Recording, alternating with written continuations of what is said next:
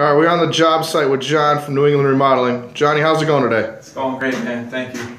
Hey, a couple of you guys might know me as NE Remodeling on a few of the forums. Today, quick look at the Makita XSF Brushless screwdriver drywall gun. Not going to be a real in-depth review today, guys. I know there's a couple of them out there. I can't compete with those guys, so we're just going to quick look at a few features of the tools, put it to use in a kind of not so typical application, not drywall, and see how it does.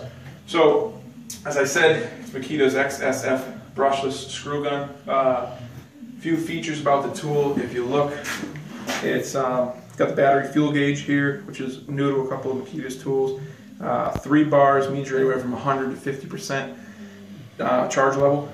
2 bars, 50 to 20% charge level. Once you're down to 1 bar, it's 20% or under. The tool does cut out pretty quickly once you hit that 1 bar. Also, you see you got the dot right next to the fuel gauge. That this drill's got 2 modes. It's got like an always on mode, and it's got just your typical application. Right now, because that dot is illuminated, it's in its kind of always ready mode. What that does, if I squeeze the trigger, you see nothing happens until you depress the tip onto your work surface. So if you're doing drywall, throw a screw in. Once you hit the sheetrock, you depress that tip down there. That's when it's going to spin.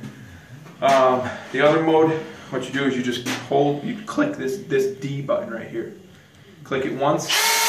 Now it runs like a normal drywall screw gun. You see it's got a LED light. It's a pretty nice light actually. They put it down on the bottom instead of down up by the chuck.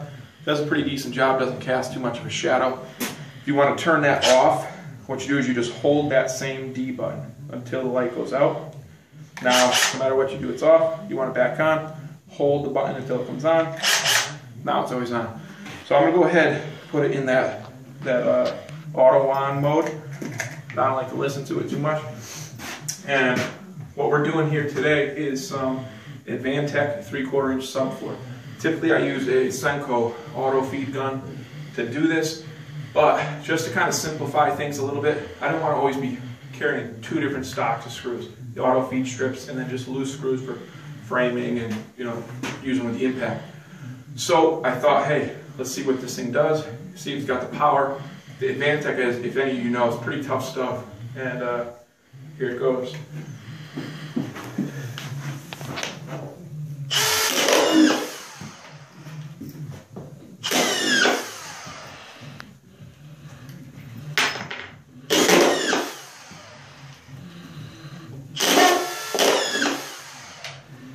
Sinks them every time.